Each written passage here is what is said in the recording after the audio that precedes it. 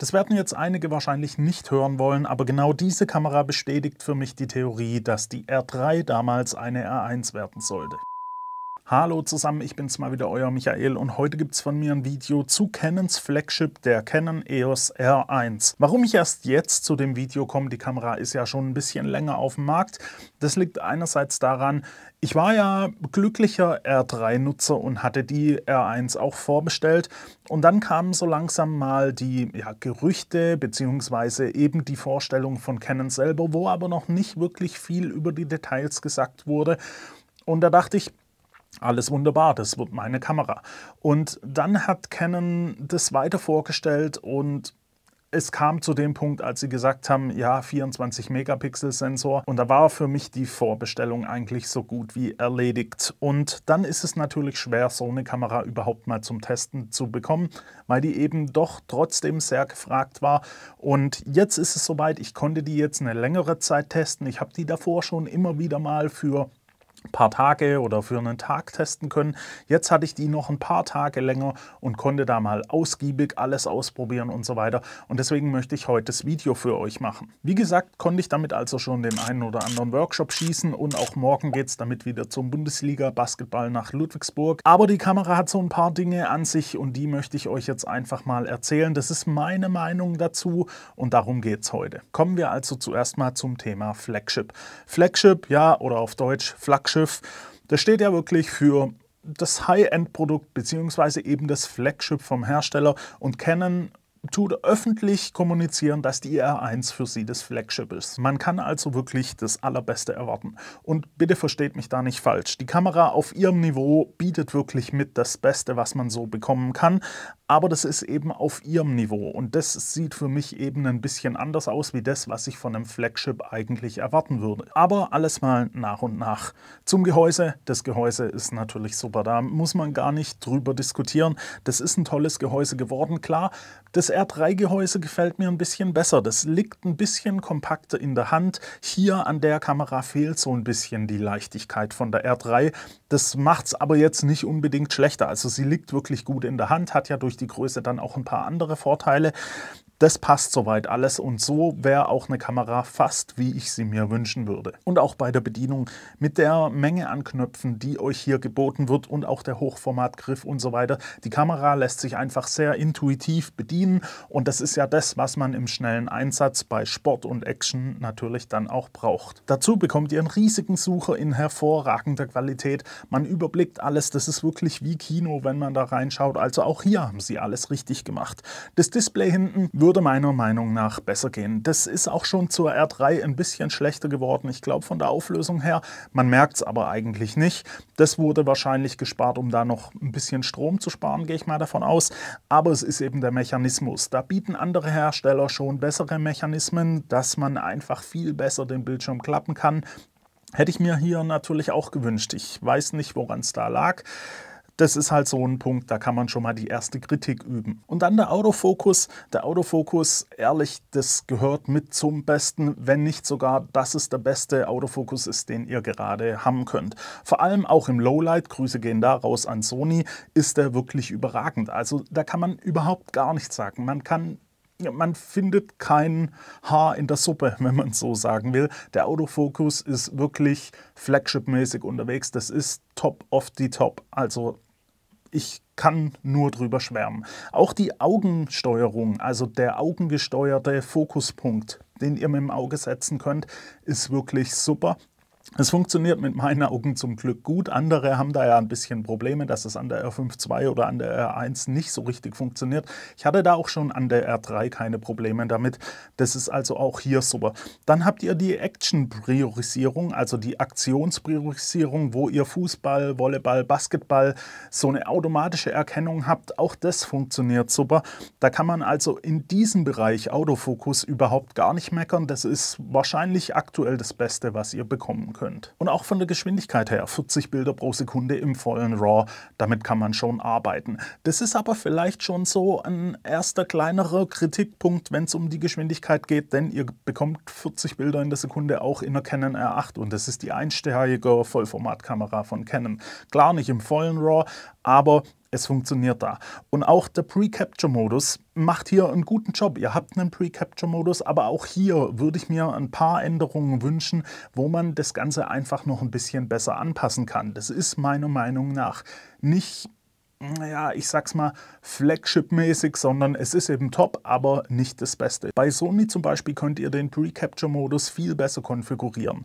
Aber ich denke, das ist ein Software-Thema und wird hier vielleicht auch früher oder später mal angepasst. Und auch im Videomodus mit 6K RAW seid ihr hier wirklich sehr gut dabei. Klar, auflösungsbedingt geht dann natürlich auch nicht mehr. Andere Kameras bieten schon 8K mit 60 Bildern pro Sekunde, aber da kann man hier schon sagen, man kann damit auch sehr, sehr gut arbeiten. Ein paar Dinge sind dann halt wieder komisch. Ihr habt zum Beispiel keine Waveforms hier.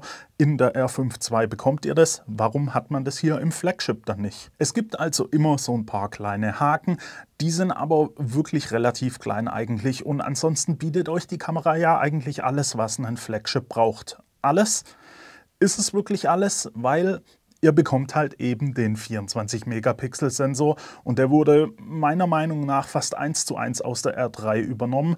Und jetzt kommen wir zu einem Thema, da lässt sich sehr gut drüber streiten. Es ist nämlich einfach so, wie seht ihr das denn? Wir haben einen 45-Megapixel-Sensor in der R5 II, die technisch gesehen von dem, wie der Autofokus arbeitet und so weiter, mit 30 Bildern pro Sekunde, nicht wirklich arg viel schlechter dasteht wie eine R1. Klar, ihr bekommt das kleinere Gehäuse, aber ihr habt hier eben nur 24 Megapixel. Und das ist eine Sache, wo persönlich für mich zum Beispiel jetzt so ist, dass ich sagen würde, es fällt mir schwer, eine Kamera für 7.500 € zu kaufen, wenn sie nur noch 24 Megapixel hat. Klar, bei Sony bekommt ihr das auch in der A9 III, aber da habt ihr einen Global Shutter Sensor. Das ist nochmal ein ganz anderes Level vom Sensor her. Klar, ihr habt da so ein bisschen den Nachteil im Lowlight bzw. in der Dynamik, aber dafür eine hervorragend unerreichbare Geschwindigkeit für die R1. Also das ist halt auch wieder ein Thema, dort bezahlt ihr den Preis eben für einen Global Shutter, den habt ihr hier nicht. Und da frage ich mich natürlich, warum nur 24 Megapixel? Klar, es ist eine Sportkamera und jetzt werden einige Leute wieder kommen und sagen, ich bin Sportfotograf, mir reichen 24 Megapixel locker. Es gibt aber genauso Sportfotografen, die sagen, sie wollen mehr, die greifen dann zu einer Sony A1 II oder zu einer Nikon Z8, da bekommen sie 45 oder 50 Megapixel mit einer sehr, sehr guten Geschwindigkeit und auch einem Autofokus, wo man mitarbeiten kann. Also hier ist meiner Meinung nach wirklich dieses Thema 24 Megapixel so ein Ding. Es ist eine Sportkamera, das ist mir auch total klar. Und eine Actionkamera und vielleicht auch für Wildlife. Aber selbst im Wildlife kommen die Leute und sagen, sie wollen mehr Megapixel, weil ihr eben auch mal ins Bild reinkroppen wollt, weil ihr eben die Brennweite vielleicht nicht habt, wenn der Vogel ein Tick zu weit weg ist und so. Und da kommt ihr mit 24 Megapixel dann natürlich lang nicht so weit wie mit 50 oder 45 Megapixeln. Und natürlich, wir haben durch die 24 Megapixel hier ein Lowlight-Verhalten, wo die anderen locker in die Tasche steckt. Auch von der Dynamik her ist das Sensor super, aber es sind eben nur 24 Megapixel in dem Flagship und das ist die Sache, wo mich doch ein bisschen aufregt, sage ich mal, weil eigentlich beim Flagship erwarte ich einfach das Beste vom Besten. Da soll alles reingepackt werden, was aktuell für den Hersteller gerade so möglich ist. Und da frage ich mich vielleicht, geht bei Canon vielleicht nicht wirklich mehr eine R5 II? Ist da vielleicht gerade am Limit 45 Megapixel, 30 FPS, hier und da Begrenzungen und so weiter, geht vielleicht nicht einfach mehr. Oder ist es vielleicht die Sache, dass die R1 eigentlich nur eine gute R3 Mark II ist? Das ist nämlich das, was ich so sehe. Für mich ist die R1 nämlich eigentlich der richtige Nachfolger von der Canon R3, weil alles, was an der R3 so ein bisschen genervt hat, wurde hier verbessert. Zum Beispiel der Speicherkartenslot, der jetzt beide Speicherkarten sind CF Express, der also angepasst wurde, dass nicht eine nur CF Express, die andere SD ist. Das wurde hier angepasst. Auch so ein bisschen vom Gehäuse vielleicht noch ein bisschen was die einen oder anderen gestört hat. Für mich ist es einfach eine Canon EOS R3 Mark II. Aber Canon hat da ein kleines Problem, denn sie haben ja früher immer behauptet, da kommt noch was nach, die R3 ist nicht unser Flagship, da kommt noch eine R1 und so weiter. Und jetzt haben wir hier die R1 und die steht wirklich da wie eine R3 Mark II. Und das ist so ein bisschen vielleicht eine Zwickmühle, die Canon da hatte. Und dadurch stehen wir jetzt hier mit einer Canon R1 für 7.500 € mit 24 Megapixeln. Und Bitte, bitte versteht mich da nicht falsch. Die Kamera an sich ist wirklich tipptopp. Also die macht alles richtig, bis meiner Meinung nach eben dieser Sensor. Und das Video soll jetzt auch kein Canon-Bashing sein oder so, sondern einfach nur vielleicht so ein bisschen mal den Frust rauslassen, weil ich mich eigentlich wirklich auf eine R1 gefreut hatte, die so ein bisschen die Technik von der R5 Mark II bekommen hätte. Also das Gehäuse von der R3, das R3-Gehäuse zum Beispiel, liegt für mich perfekt in der Hand mit der Technik von der R5 II, wo noch ein bisschen was getweakt wird. Die R5 II hat ja auch noch das eine oder andere Problem, was jetzt nicht so der Hammer ist.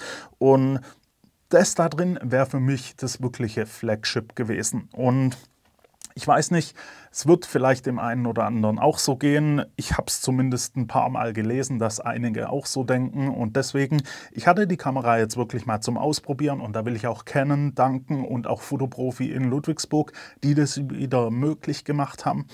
Ich wollte nur einfach jetzt mal ein Video zu der Kamera rausbringen und da meine Gedanken so ein bisschen schildern. Mich interessieren dazu mal eure Gedanken. Schreibt die doch bitte mal in die Kommentare. Stimmt ihr mir da vielleicht ein bisschen zu oder habt ihr eine total andere Meinung? Ihr könnt es gerne da in die Kommentare posten. Ich werde da auch nichts dagegen sagen. Das soll jeder für sich selber bewerten, wie er das so sieht mit der Kamera und allgemein, wie Canon gerade vorgeht. Und ich hoffe trotzdem, dass ich von Canon noch ab und zu eine Kamera bekommen kann. Das soll, wie gesagt, kein Bashing sein. Die Kamera ist auf ihrem Niveau mit 24 Megapixeln wirklich tipptopp. Es ist nur einfach das Problem, für mich sind es eben zu wenig Megapixel. Ich hoffe, das Video hat euch gefallen. Das war jetzt schon sehr negativ. Ich will euch da nicht runterziehen oder irgendwie sonst was. Ich wollte einfach nur mal meine Meinung dazu sagen. Wie gesagt, schreibt eure doch gerne in die Kommentare. Abonniert den Kanal für weitere Videos und dann hoffe ich, sehen wir uns beim nächsten Mal wieder. Bis dahin wünsche ich euch eine gute Zeit. Ciao.